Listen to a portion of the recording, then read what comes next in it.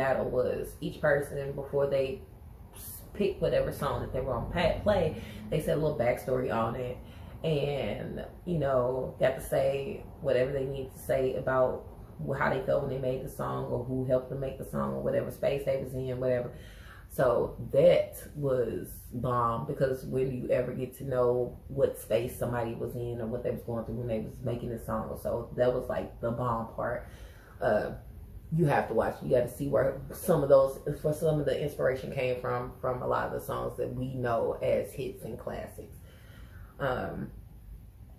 Now, one thing that really touched my heart, though, it was like to see both of the ladies. They was singing each other's songs and giving each other praise. I thought that was beautiful, because of the fact that, you know, they are known for, or they are, it's been everywhere that they have this beef or whatnot. Nobody really knows. But to see that they were singing each other's songs, meaning that regardless of whatever they were going through, they was being grown. And they was basically still respecting that the other person had talent, which a lot of motherfuckers don't do nowadays. But I can appreciate that that was what was displayed. I was there for it, all the way there for it. Yes, that was, yes, come through women empowerment.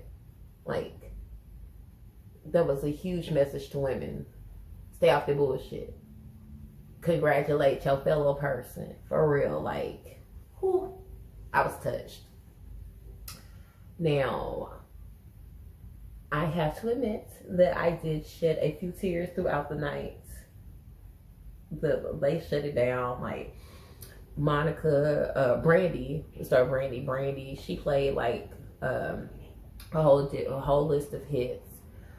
Each person, they got like 20 songs, 20 songs, and went back and forth.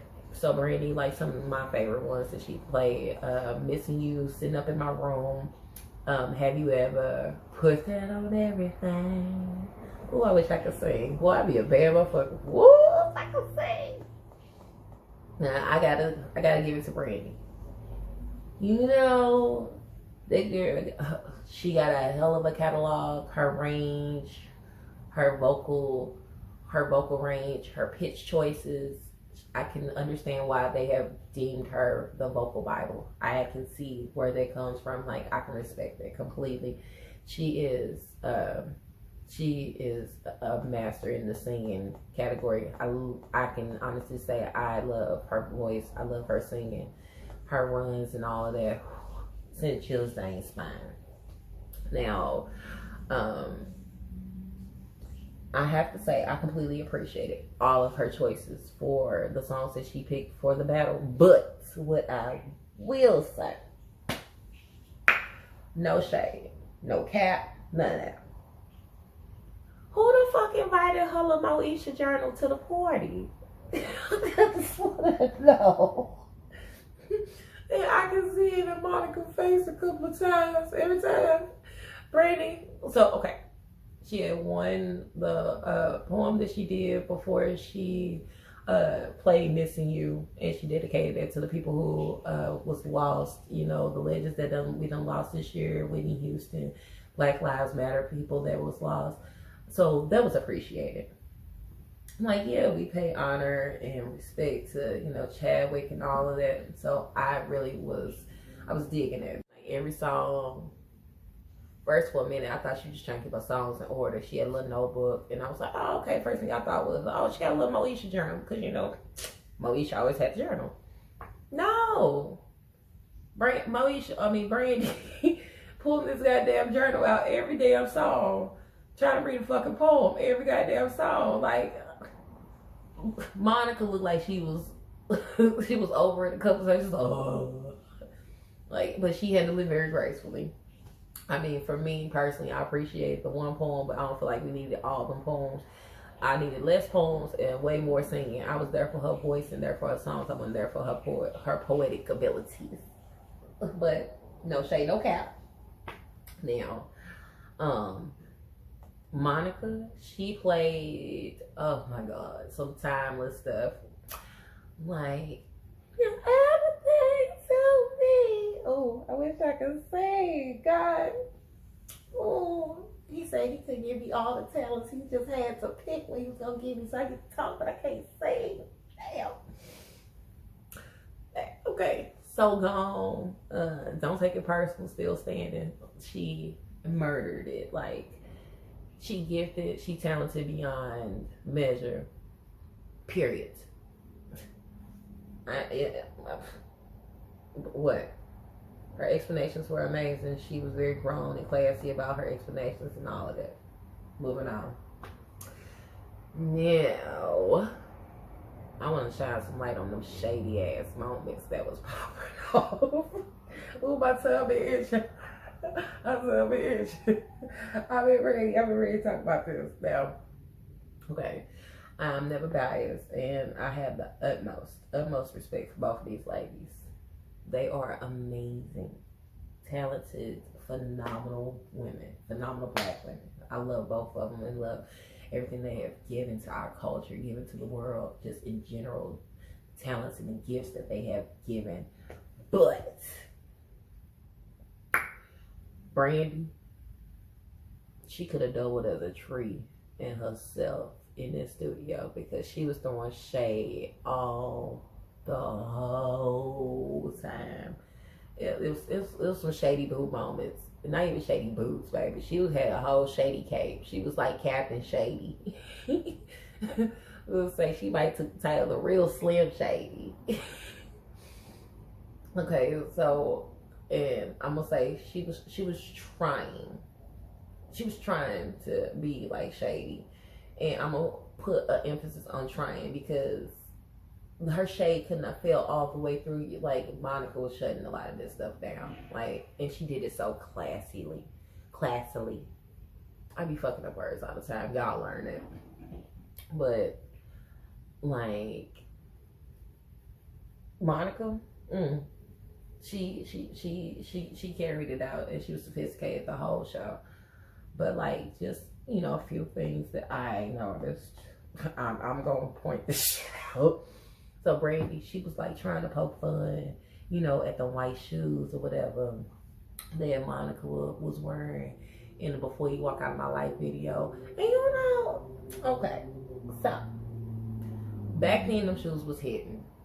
For anybody to talk about them shoes now, they was hitting back then. But now it's like you look at me like, why did they do that?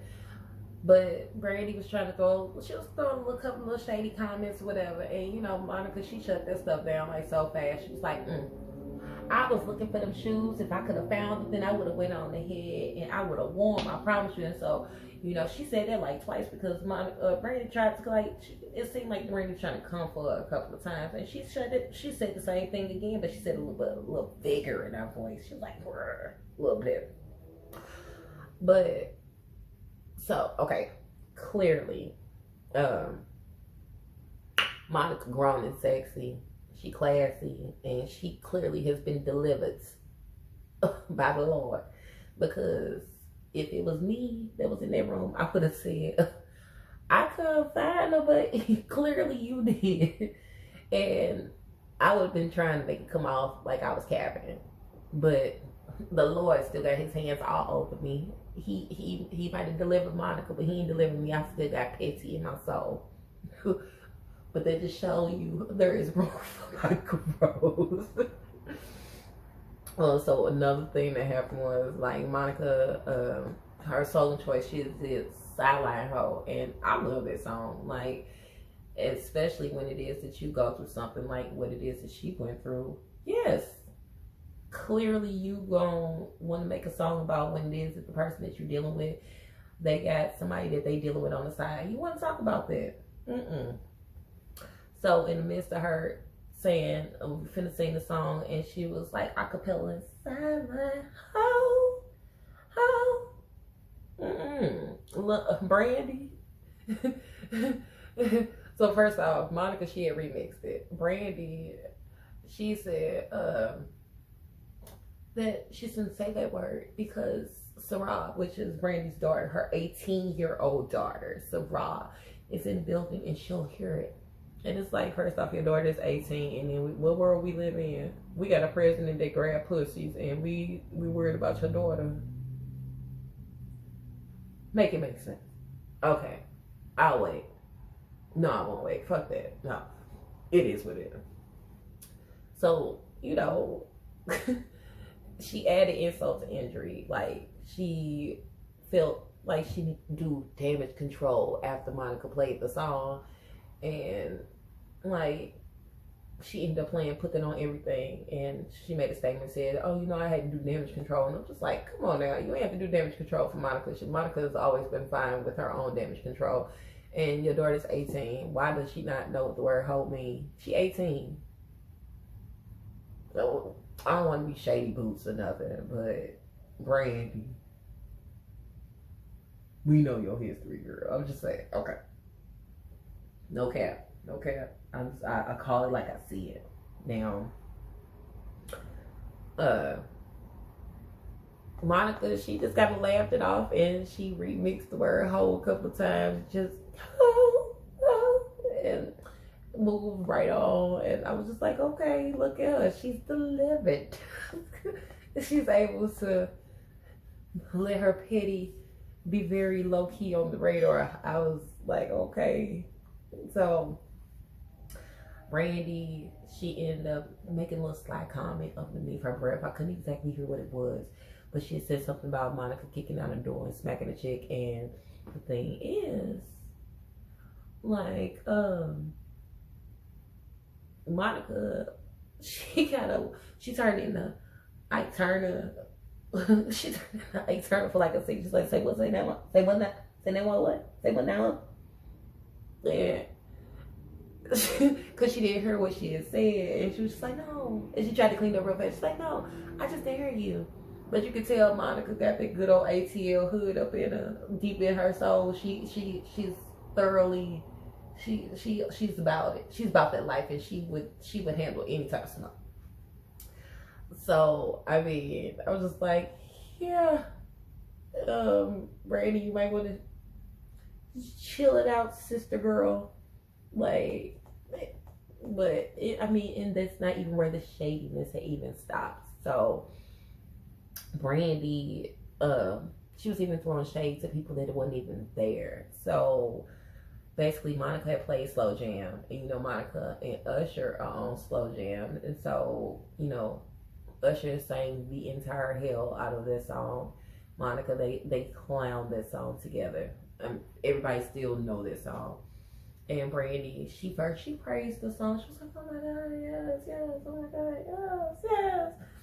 And then she went complete palm tree, like, over Usher. And she was like, me and Usher relate so much because when we sing, we both sound like girls. And I'm like, was you capping? Just, I feel like that was a cap mode. I was about throw at her. She was capping. That was big cap. Like, y'all both sound like a girl, but you're a girl. Usher has an amazing voice. I would never say he sounds like a girl. He just can hit notes that maybe even girls can't hit. That's talent. But I'm not gonna say you sound like a girl. Never. But yeah, Brandy, the capping moments, baby. She was living to cap that night. And then, like, Brandy, she took every opportunity to flex. And she was playing little snippets of different people that mentioned her or her songs in their song. Like Tupac, when he referenced her about her I Want to Be Down. It was just like, she would just keep on playing all these snippets and stuff. And I'm just like, oh my God, we know, yay. And she was name dropping a lot with all the people that she done work with. And it was just like, okay. And like, mind you, I don't have I'm not biased between either one. I don't have a favorite or anything, but I'm pointing out what I saw and what my play was on what transpired, you know. So, you know, crazy thing is, Brandy, she kept on hinting about a joint tour with her and Monica. And when I say Monica curved the shit out of every time she's curving. She curved every time Brandy was saying something about a joy tour. She was curving the shit like